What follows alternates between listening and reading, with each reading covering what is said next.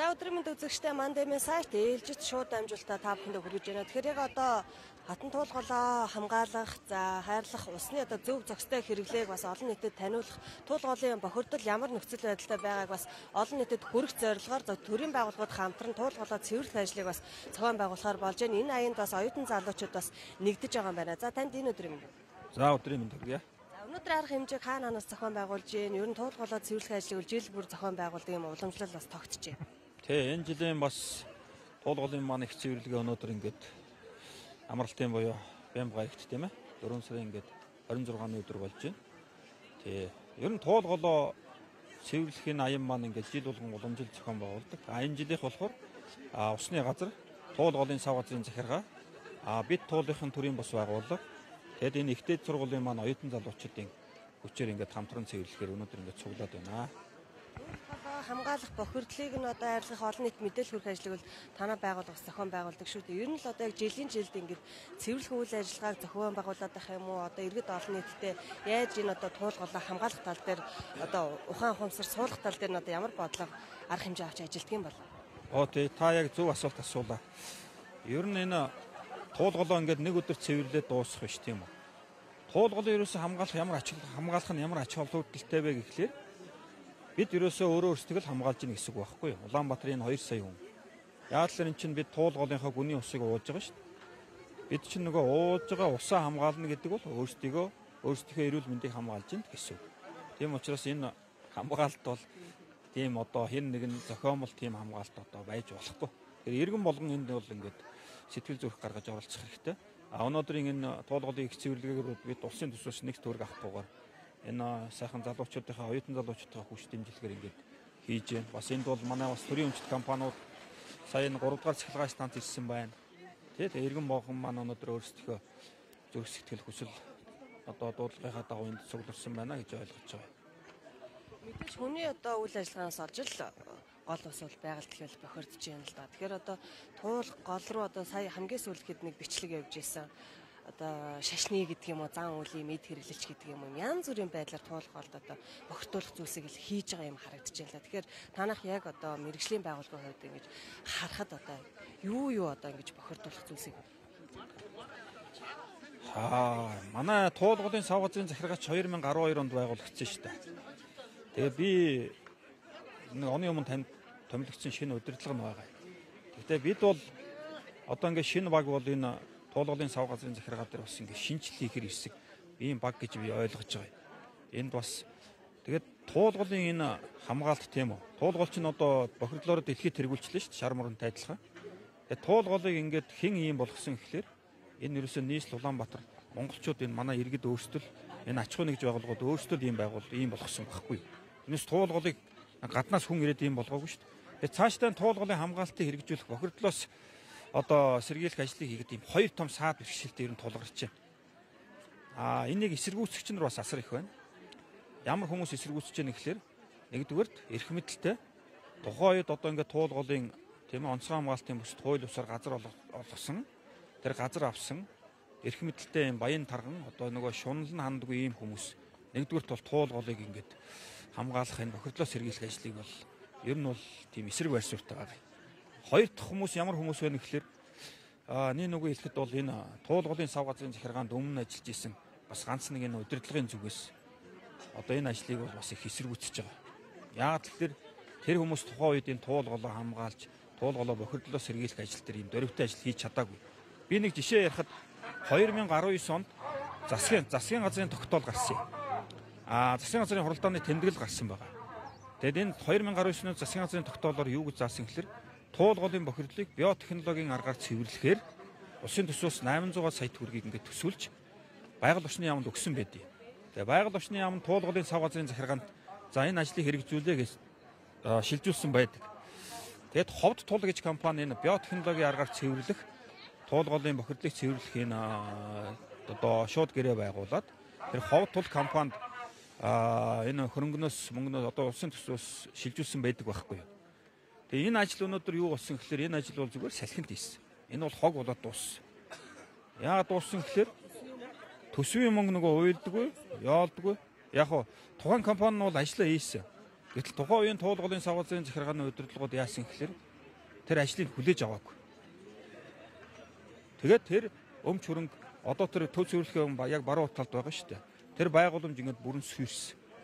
Тэгэд ийм байхад өнөөдөр бид туулгын бохирдлын ярина гэдэг бол бас их хүнд байгаа байхгүй. Хэрвээ тухайн үед энэ байгууламж орсон бол тэр тухайн компани төсөл хэрэгжүүлэгчийн мэдээснээр бол туулгын бохирдол өнөөдөр ингээд 50% буурч гойсон байхгүй.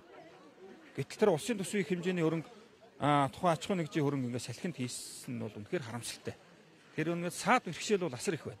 Тэгээ одоо ингээд туулгалуу аврыг хамгаалъя, бохирдлоо сэргийлье гэдэг ингээд шинэ одоо удирдлагын багийн эсрэг янз янзыг харлуулах, гүтгэх, доромжлох одоо сошиал фэйсбүүкээр одоо ингээд тэр туулгалын савгазрын захиргааны удирдлагуудыг одоо юм харлуулах ажил бол бас их эрчимтэй энэ сая өнгөрсөн энэ 7 хоногоос бол ер нь эхлээд явж байгаа гэж биднийг бас ойлгож байгаа. Гэхдээ бид нар бол бас эзэж бууж өгөхгүй.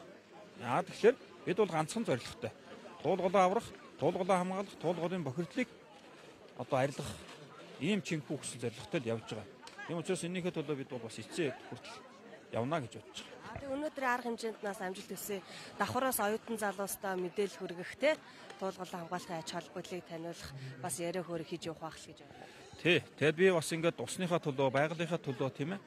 Ингээд зүрх сэтгэлээ зориулаад энэ арга хэмжээнд дээр ирж оролцсон, өмнө ч бас оролцсон таны манд цэгийн бас хамт олон их талархлаа илэрхийлж байгаа юм. Туул мөрнийхөө нэрийн өмнөөс бас туул мөрөн бас та бүхний харж байгаа шүү дээ. Ус гэдэг чинь өөрөө амьд утсан байхгүй юу? Мэдээлэл дамжуулдаг. Тэгээ бас танай хэвлэл мэдээллийн манд цэгийн хамт олон их баярлаа гэдгийг хэлье. За баярлалаа. За Батбаяр даргаас бас тодруулчих те. За сайн байна та. За та чинь туулгуулынхаа төрийн бас авах юм те. За шууд явж байгаа шүү. За өнөөдрийн арга хэмжээний талаар. За өнөөдөр манайх бид туулгын төрийн бас байгуулах 2000 онд байгуулагдаад 2005 оноос эхлээд туулгалыг жил нэг удаа цэвэрлдэг байж байгаа. Сүүлдээ жил хавар намаг цэвэрлдэг болсон юм аа. Сүүлийн одоо нэг 4-5 жил ковидос хойш бид туулгалыг цэвэрлэхийн ажлыг нэг жоохон байгуулаагүй. Яг үннийг хэд төрөөжид би туулгалын одоо байгаа гүүрнүүдийг угаахад хөдөө аж ахуйн сургууль одоо CD сургуулийн оюутангууд надад туулгалаа хийж байгаа юм бэ. Идээс хэвлэх юм бэ гэдэг асуулт тавьж байсан. За хань одоо арай хоцорч одоо намар цэвэрлэе гэдэг нь сонгуул Монгол улсаар улсад байгаад асуулт болоогүй. Тэгээд энэ жил яасан сая одоо CD сургуулийн бид нар та хийхгүй бол бид нар сэлбэг голоо цэвэрлээ шүүгээд яг өөрөө сэлбэг голоо цэвэрлээд авсан. Тэгээд ахна одоо туулгалын цэвэрлэгийн ажил яг эднийтэй хамтлагч гэсэн ихээр болсон.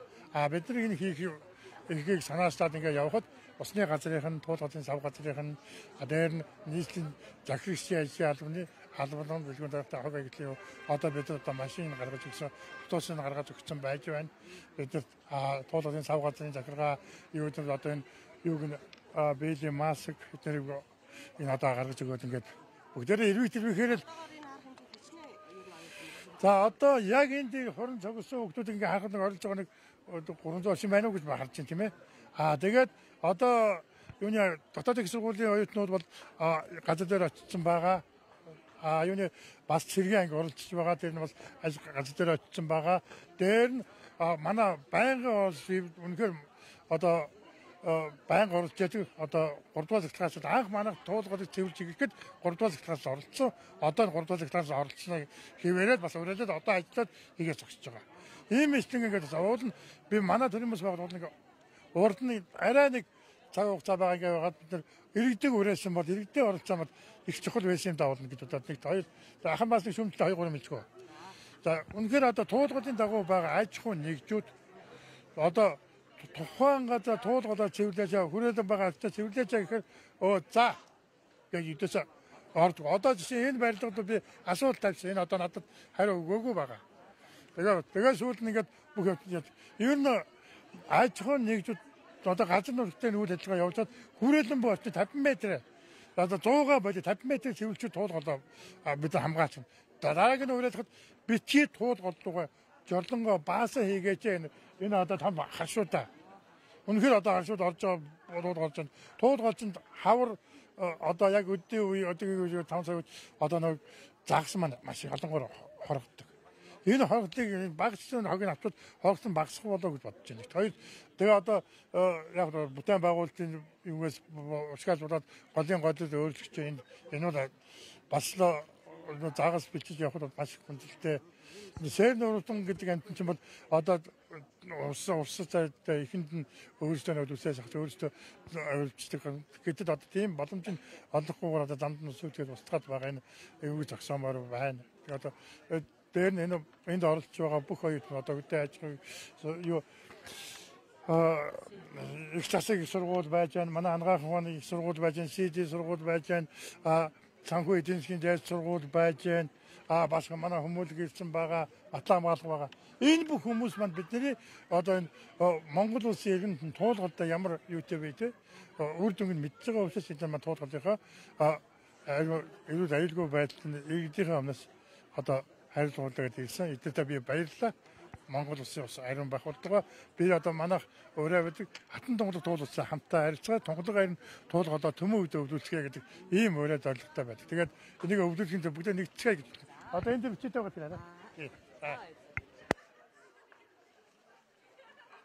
Тоо өгдөө одоо өгсгөө бүгдээрээ энэ байдаг ороо.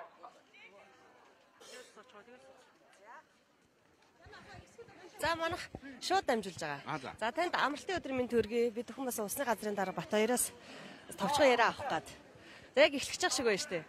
Тэгээ энэ арга хэмжээ бол уламжлал болгоо зохион байгуулагддаг. Таны зүгээс ч гэсэн бас иргэд олон нийтийг усаа хайрлах, гамнах тал дээр бол ерөөсөө баг насаараа л ярьж явж гин л та. Хамгийн гол иргэдийн ухамсар гэдэг зүйл маш чухал байгаад байна. Туул голыг бохирдуулаад байгаа гол хүчин зүйлүүд юу байна вэ? Юу хаяад бохирдуулаад байна вэ гэдэг. За маш харамсалтай үг гэжлээ. Насаараа ярьлаа. Дахиад ярина. Дахиад нэг бурхан надад нас өгөх юм бол нэг дахиад нэг 20-30 жил ярьчих байх. Гэхдээ яриха болиосоо л гэж би бодоод байгаа. Ямар үед яриха болох вэ гэхээр туул гол маань бохирдлгүй болоод туулын эргээр хоггүй болсон тохиолдолд би яриха бол. Би биш. Энэ ганц Батбаярын тухайн асуудал биш. Бид бүгдээрээ. Өнөөдөр цэвэрлэгээ хийж байгаа хамгийн чухал нэг зүйл байгаа. Тэр нь юу вэ гэхээр нэг удаа туул голыг цэвэрлсэн хүн дахиж хог хаяд. Өнөөдөр 500 хүүхэд цуглаж байна. Энэ 500 хүүхэд гэртээ очиод 50000 хүнд ярина. Энэ 50000 хүн лав хог тарихгүй. Тэгвэл бус нь хог тарина. За хог тарихаар яа гэвэл би одоо үзэгч олон түмдээ маш энгийнээр хэлчихин. Танай хүүхэд жилд хэдэн ханаад хүрчихин. Улаанбурхан өв чинь яагаад дахиад ийм олон болоод байна? Хүүхдүүд маань яагаад эмнэлэгт багтахгүй газарт хэвтээд байна гэж бид нар бухимдаар гэтэл тэрний их үүсвэр нь туул гол, дунд гол, сэлб гол, улаастай голын бохирдол байна гэдгийг л ойлгож байна. Яагаад бохирдоод байгаа юм гэхээр 3 том их үүсвэр байна. Төв цэвэрлэх байгууламж, бид нар хэтэрхийх бохир усөгчийн ачаалаас нэж 680 мянган нөхөн жорлон, дээр нь нэмэх нь хог. Энэ хог голд орсныхоо дараа нэг жижигхэн чихрийн цаас ч гэсэн голд орсны дараа ус хамгийн сайн уусгагч бодис учраас 3 жилийн турш угаасаар агаад нөгөө чихрийн цаасанд байсан бүх тэр нөгөө угаагч бодисуудыг өөртөө шингээч чинь гэсэн. Ингээд тэрийг бид нар эргүүлээд ууж ийн, бид нар тэрийг туулаад явж ийн гэсэн үг.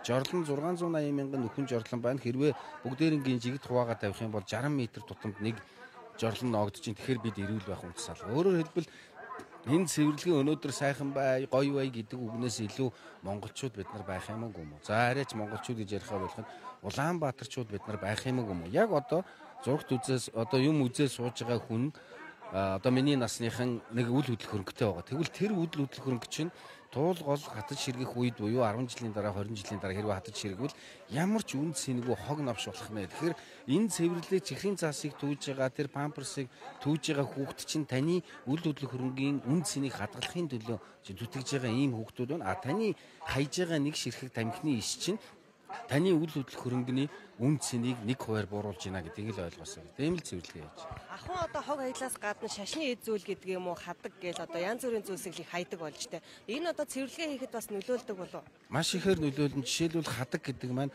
маш хүчтэй синтетик бодис буюу пластик бохирдол гэж ярьдаг.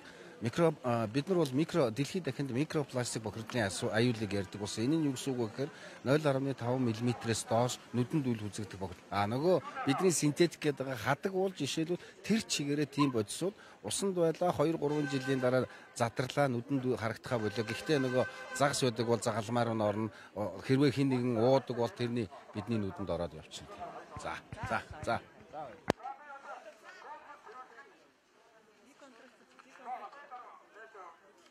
энэхүү туулгалаа цэвэрлэх арга хэмжээг усны газар туулгалаа сав газрын захиргаа бас хамтран зохион байгуулж байгаа. Ингээд энэхүү арга хэмжээнд 5-6 сургуулийн 500 орчим оюутан бас нэгджээ. Ингээд шууд дамжуулалтаа хамт байсанд баярлалаа.